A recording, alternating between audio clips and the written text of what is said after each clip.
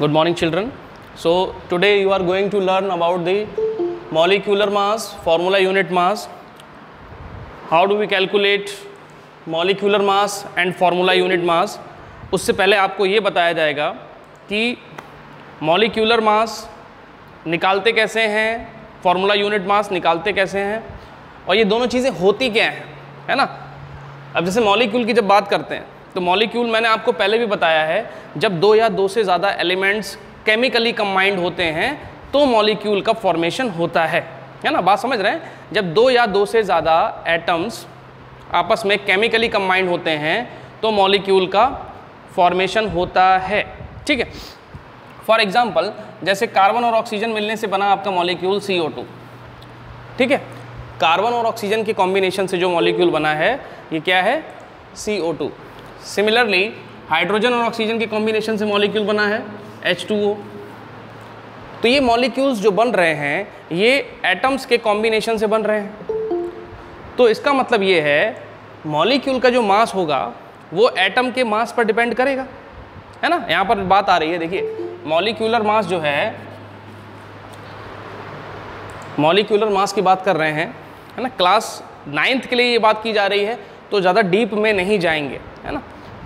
Molecular mass को अगर आप फाइंड करना चाहते हैं, हमें यहाँ पे सिर्फ फाइंड करना है मॉलिक्यूलर मास को कैसे फाइंड करें।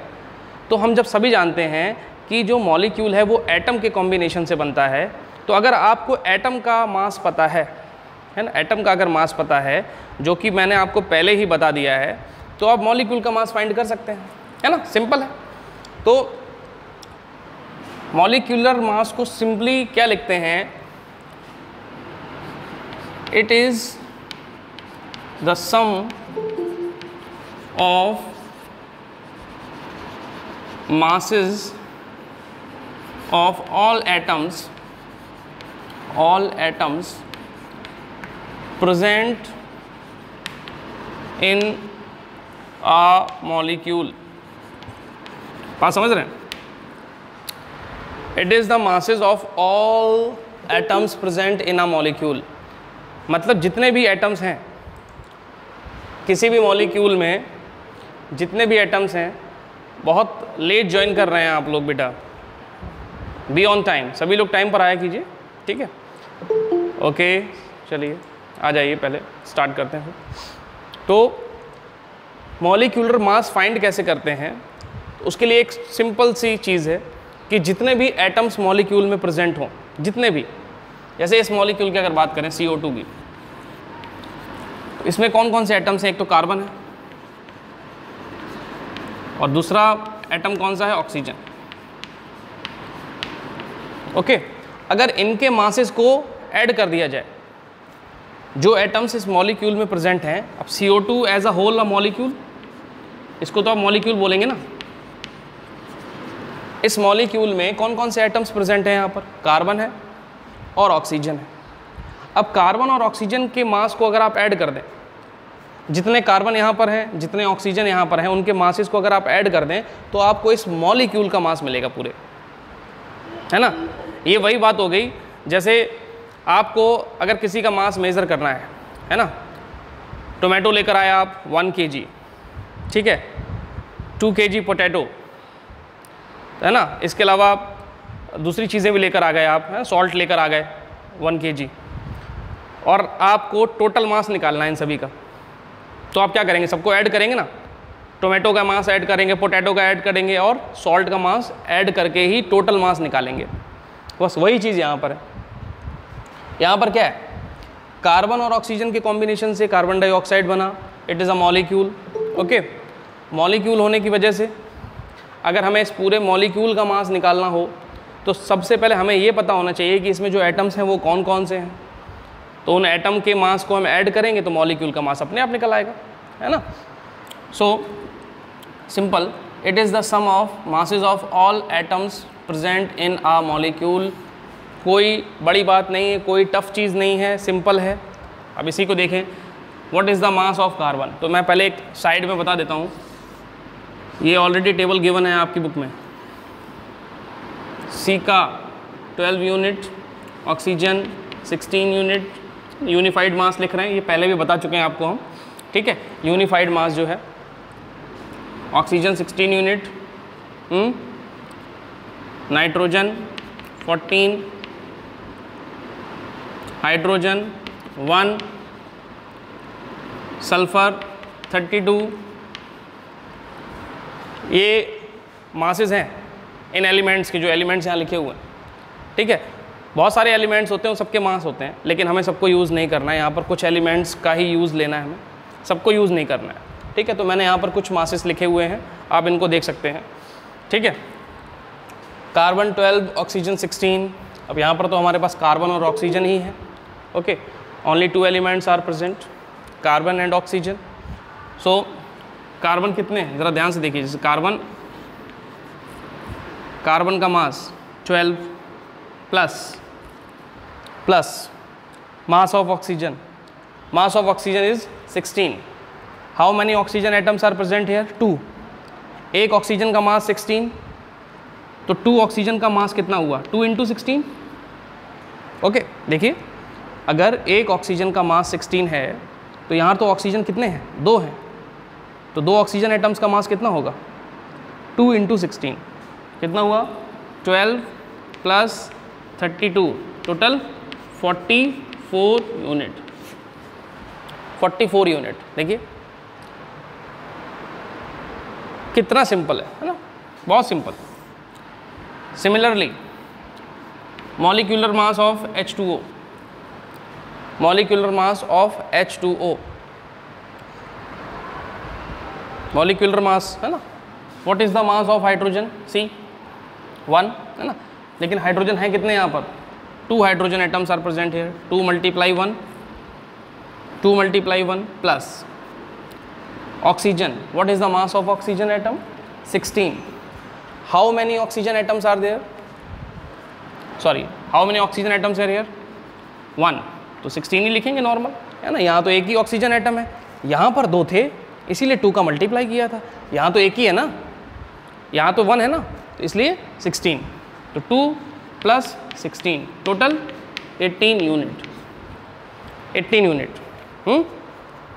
बताइए, मुश्किल है?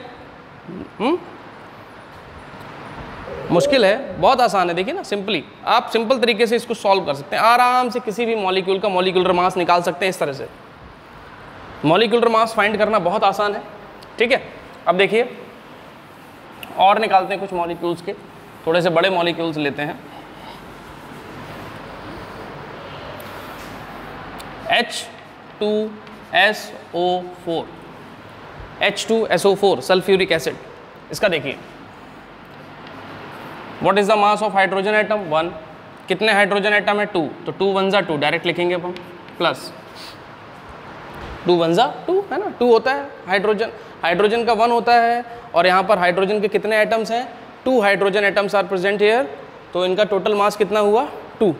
एक हाइड्रोजन एटम का 1, 2 हाइड्रोजन एटम्स का 2। क्लियर है? ओके।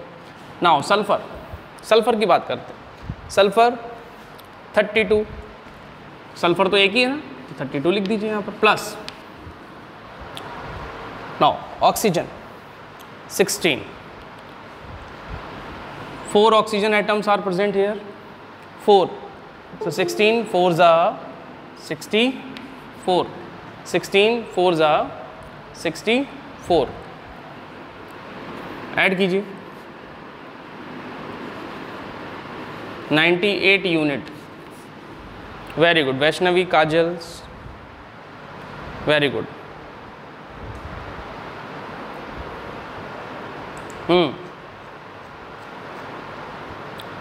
ध्रुव,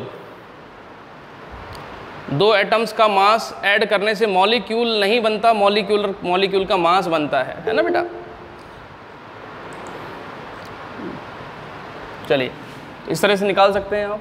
किसी भी मॉलिक्यूल का मॉलिक्यूलर मास इस तरह से निकाला जा सकता है। जितने भी एटम्स उस मॉलिक्यूल में हों, उन सभी एटम्स के मास को ऐड कर दें आप। ओके, जितने भी एटम्स हों, जितने भी, उन सभी एटम्स के मास को आप ऐड कर दें तो आपको पूरे मॉलिक्यूल का मास मिल जाएगा। ओके, कुछ मैं यहाँ पर दे रहा हूँ, ये आप कमेंट बॉक्स में इनके आंसर्स खुद लिखेंगे। HNO3 ओके, इसका मॉलिक्यूलर मास बताएंगे। ओके,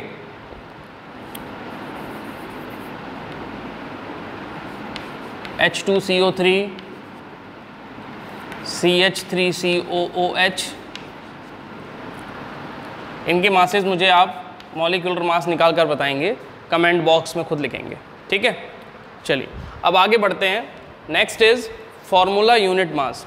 तो सबसे पहले तो आपको ये समझना पड़ेगा कि फॉर्मूला यूनिट होता क्या है ना। फॉर्मूला यूनिट किसको कहते हैं? इस मॉलिक्यूल के बारे में तो आप ऑलरेडी जानते हैं कि व्हेन 2 और more atoms combined chemically then a molecule is formed, है ना, ये तो आप जानते हैं। लेकिन फॉर्मूला यूनिट के बारे में आप नहीं जानते। तो सबसे पहले आपको ये समझना पड़ेगा फॉर्मूला यूनिट होता क्या है। चलिए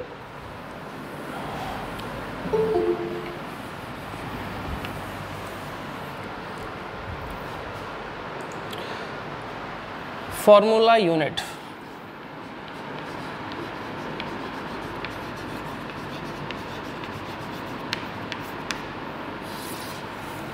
formula unit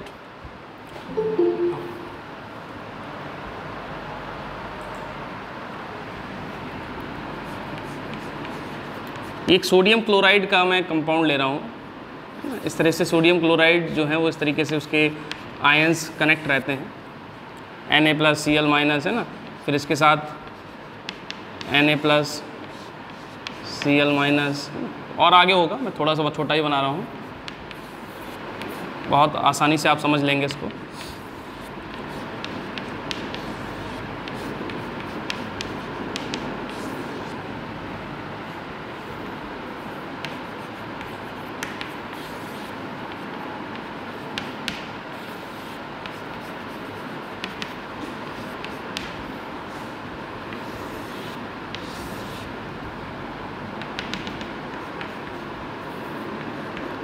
Cl-, Na+, Cl-, Na+।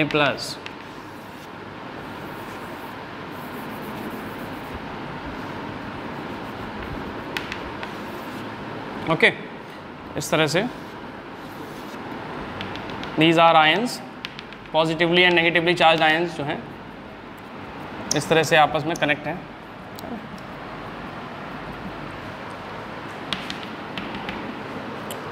Okay, तो ये आप यहाँ देख रहे हैं।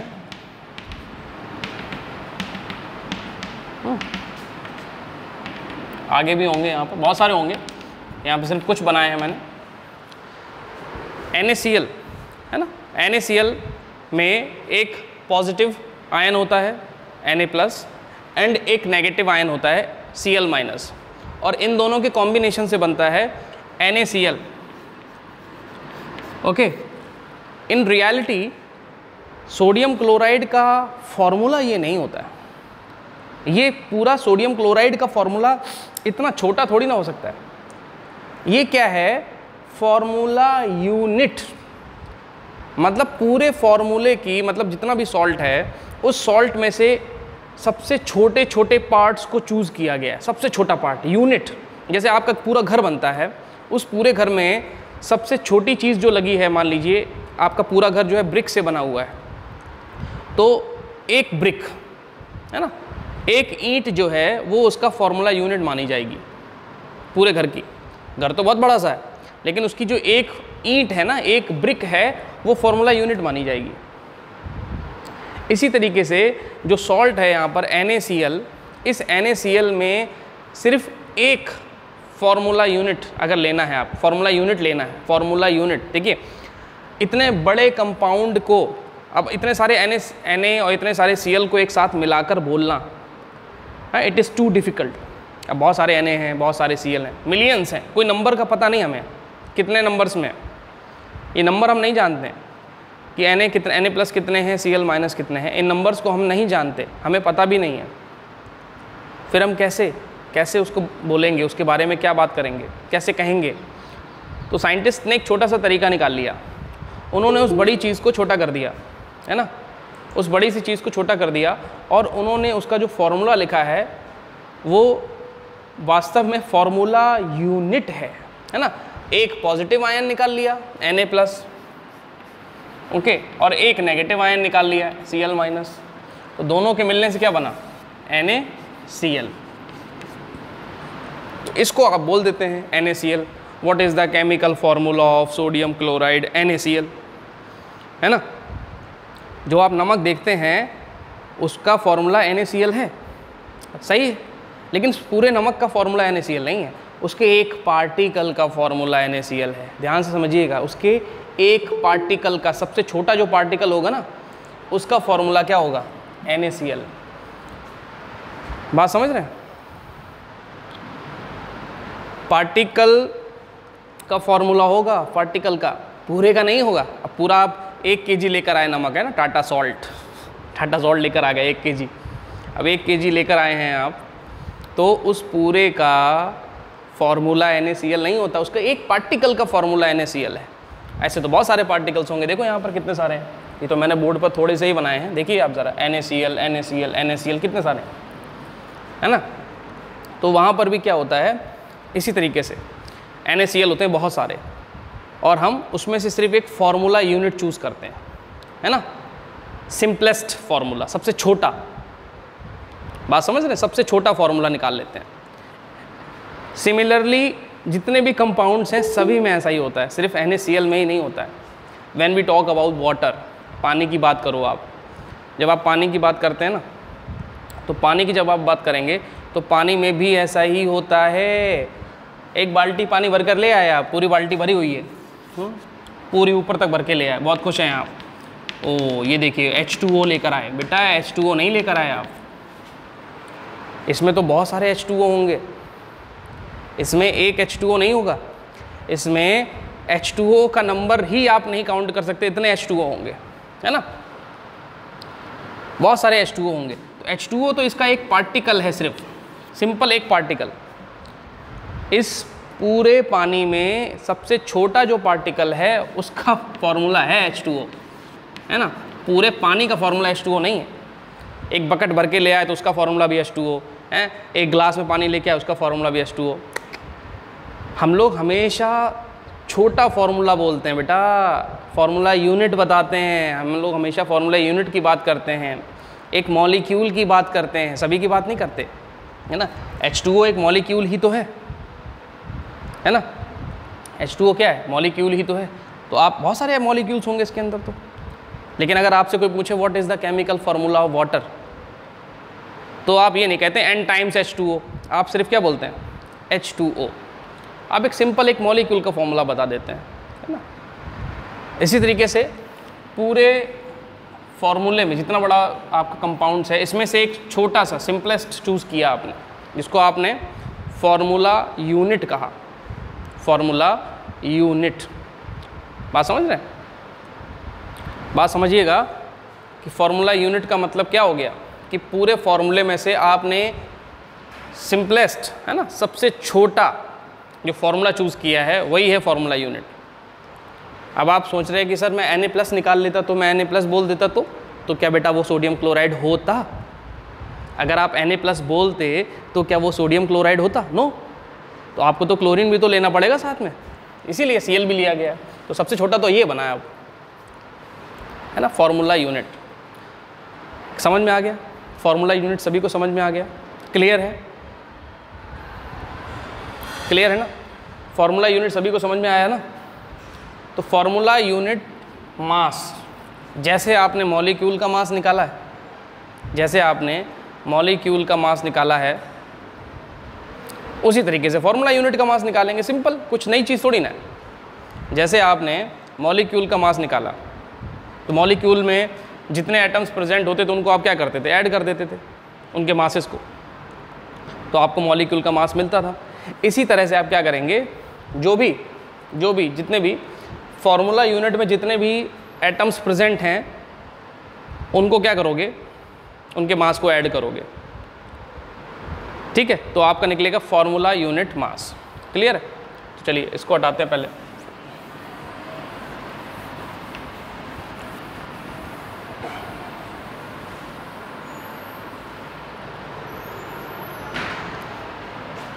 फॉर्मूला यूनिट मास, इसमें it is the sum of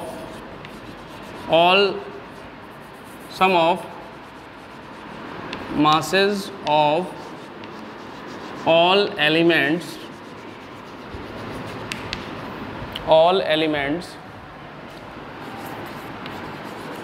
present in a formula unit. Okay, एक फॉर्मूला यूनिट में जितने भी एटम्स प्रेजेंट हो या एटम्स या एलिमेंट जो भी प्रेजेंट हो, उन सभी के मासेस को ऐड करना है। It is the sum of masses of all elements भी लिख सकते हैं, एटम्स लिख दीजिए, चलिए आप एटम्स यूज़ कर लीजिए word. It is the sum of masses of all atoms present in a formula unit. Okay, कोई नई चीज़ नहीं है। फॉर्मूला यूनिट मास भी वैसे ही निकालेंगे आप जैसे आपने मॉलिक्यूलर मास फाइंड किया था। ठीक है, कुछ एग्जांपल्स ले लेते हैं। जैसे कि मुझे मान लीजिए NaCl का ही निकालना है, NaCl। ठीक है, तो मैं आपको बता दूं mass of sodium atom Na equals to 23 unit and Cl is equal to 35.5। Na equals to 23 unit, Cl equals to 35.5। अब आप इसको नॉर्मली ऐड कीजिए। Na कितना 23 plus how many Cl atoms are present here? Yes, very good, एक ही है केवल, तो 35.5 ऐड कीजिए इसको। 5 3 8 58.5 यूनिट। सिंपल, जैसे आपने फॉर्मूला यूनिट निकाला है ऐसे ही आपने मॉलिक्यूलर मास निकाला था। फॉर्मूला यूनिट मास निकालना और मॉलिक्यूलर मास निकालने में कोई ज़्यादा डिफरेंस नहीं है, सिर्फ यहाँ पर हम फॉर्मूला यूनिट यूज़ करते हैं, वहाँ पर मॉलिक्यूल यूज़ करते हैं। बात समझ रहे हैं मेरी बात आप? और फॉर्मूला यूनिट और मॉलिक्यूल लगभग चीज़ एक ही है। बात समझ रहे हैं यहाँ पर? फॉर्मूला यूनिट और मॉलिक्यूल अगर आप देखें तो चीज़ एक ही है, अलग नहीं है ना? बात समझ रहे हैं? तो चीज़ एक ही है, फाइंड करने का तरीका भी एक ही है, बस नाम अलग अलग है। ठीक है, तो इस तरीके से आप मॉलिक्यूलर मास और फॉर्मूला यूनिट मास को फाइंड कर सकते हैं। बहुत आसान है, किसी भी मॉलिक्यूल का मॉलिक्यूलर मास निकाल सकते हैं आप उनके सभी एटम्स के मास को ऐड करके। ठीक है, तो आप देखिए, मैं आपको एक चीज़ हमेशा बताता हूँ कि जितने भी एटम्स हैं उनका मास, जैसे आपसे बात करी जाती है कि हाइड्रोजन का मास सर 1U है ना? ये सब क्या है? Relative mass. मैंने आपको लास्ट पीरियड में बताया था कि रिलेटिव मास रिलेट करके निकाले गए हैं। हमेशा मास रिलेटिव ही होते हैं। अपना भी निकालने जाएंगे तो भी रिलेटिव निकलेगा, है ना? कुछ साइड में रखेंगे फिर अपना निकालेंगे, है ना? कुछ भी आप किसी का भी मास निकालते हैं वो रिलेटिव मास ही निकलता है, और एटम्स के जो भी मास निकाले गए हैं वो भी रिलेटिव मास ही निकाले गए हैं। किससे रिलेट किया था उन्होंने? कौन सा एलिमेंट चूज़ किया था? Yes, very good, carbon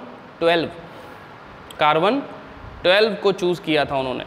relative mass निकालने के लिए कार्बन 12 को चूज़ किया गया था, क्योंकि कार्बन 12 के आइसोटोप्स उस समय कम थे। कार्बन 12 के आइसोटोप्स कम थे। कार्बन 12 की एबेंडेंस ठीक ठाक थी, मतलब नेचर में अच्छा खासा मिलता है। कार्बन 12 ना तो ज़्यादा रिएक्टिव था ना तो कम रिएक्टिव था। ठीक है, बात समझ रहे हैं? तो कार्बन 12 को ही चूज़ किया गया था। ये बात आपको याद रखनी होगी। ठीक है, ये मैंने आपको लास्ट वीडियो में बताया है। जिसने नहीं देखा है वो पीछे जाकर एटम्स एंड मॉलिक्यूल्स के पार्ट 1 2 3 है ना, इनको देखे तो वह उसको सबको समझ में आ जाएगा पूरा। Okay, 1 minute. ठीक है, सो यस, बताइए। राइट इन चैट बॉक्स। Okay sir.